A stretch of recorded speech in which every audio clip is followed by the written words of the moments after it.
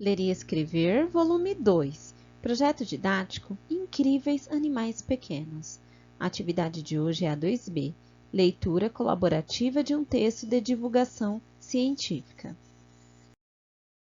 Atividade 2B. Leitura colaborativa de um texto de divulgação científica. 1. Leia o texto Bichinhos Interessantes em parceria com seu professor e colegas.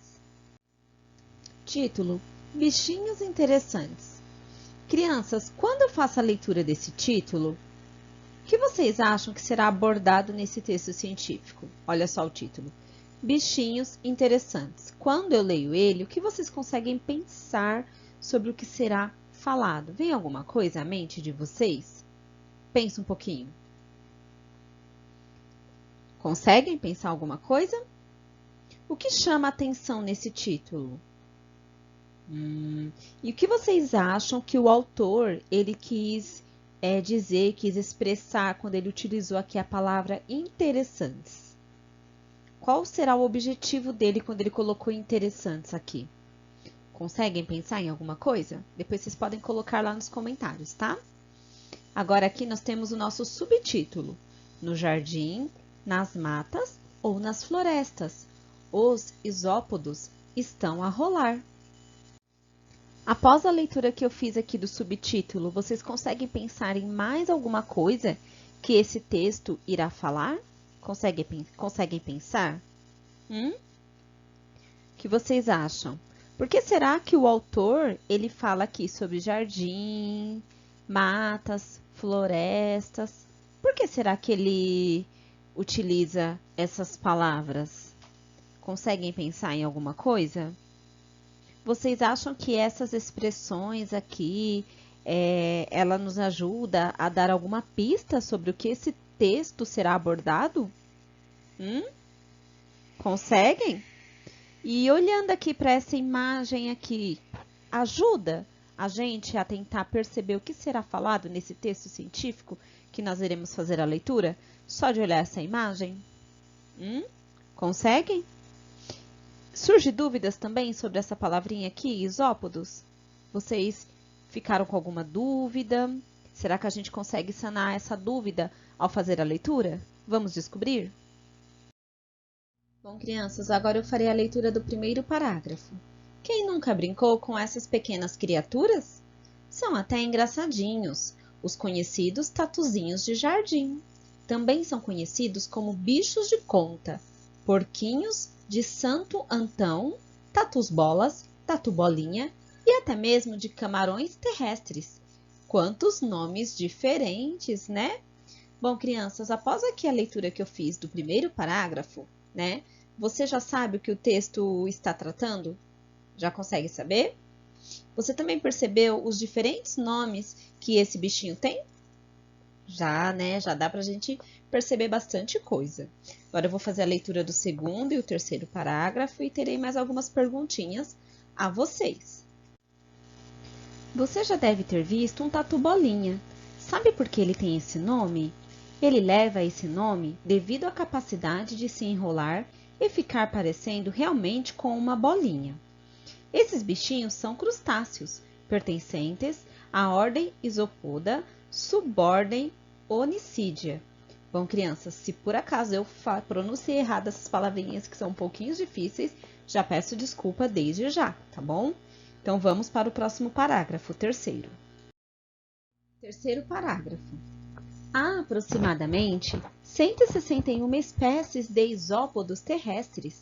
Seu nome científico é Ligia oceanica. Vivem sob pedras e matéria orgânica, tais como galhos e folhas.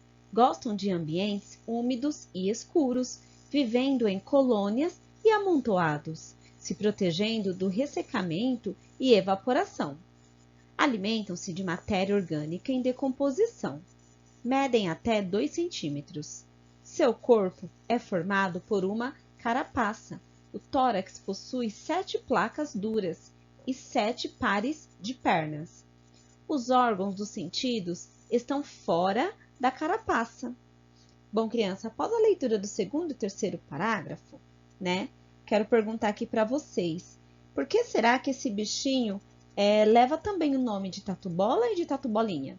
Vamos pensar um pouquinho. E também, vocês sabem se existe em algum ser vivo que os órgãos do sentido ficam fora da carapaça? E o que seria a carapaça? Qual é o nome científico desse bichinho? Vamos ver quem descobre aqui. Qual o nome científico? Quando a gente faz a leitura aqui, ó, seu nome científico é Ligia oceanica, né? Nossa, bem diferente, né, crianças?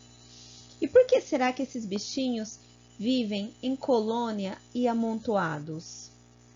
Vocês conseguem pensar em alguma coisa? Por que será que eles vivem em colônia e amontoados? Pense um pouquinho, dá uma procurada aí no texto. Quando a gente lê aqui, ó, vivendo em colônias e amontoados, se protegendo do ressecamento e evaporação.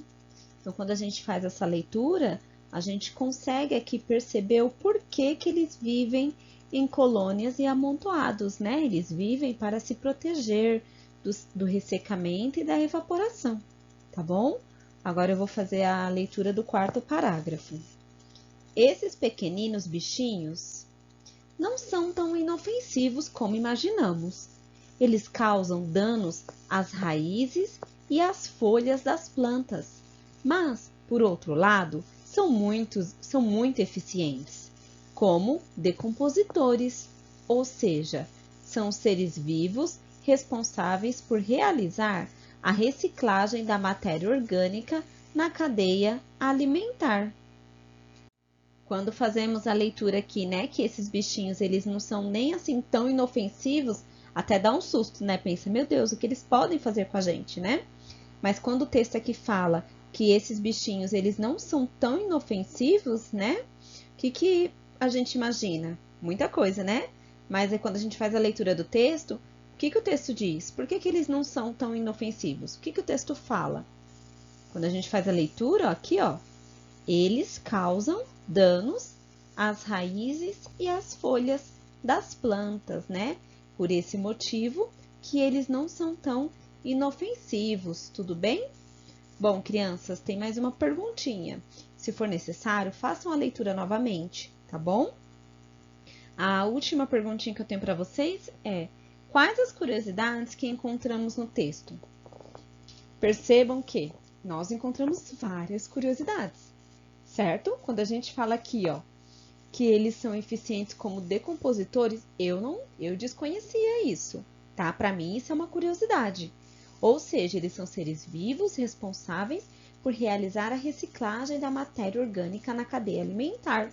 Então, isso para mim isso é uma curiosidade, mas de repente para você pode existir outra aqui. Então, eu quero que vocês façam a leitura novamente e marquem o que vocês encontram de curiosidade nesse texto, tá bom, crianças? Espero que vocês tenham apreciado esse texto de divulgação científica e tenham gostado.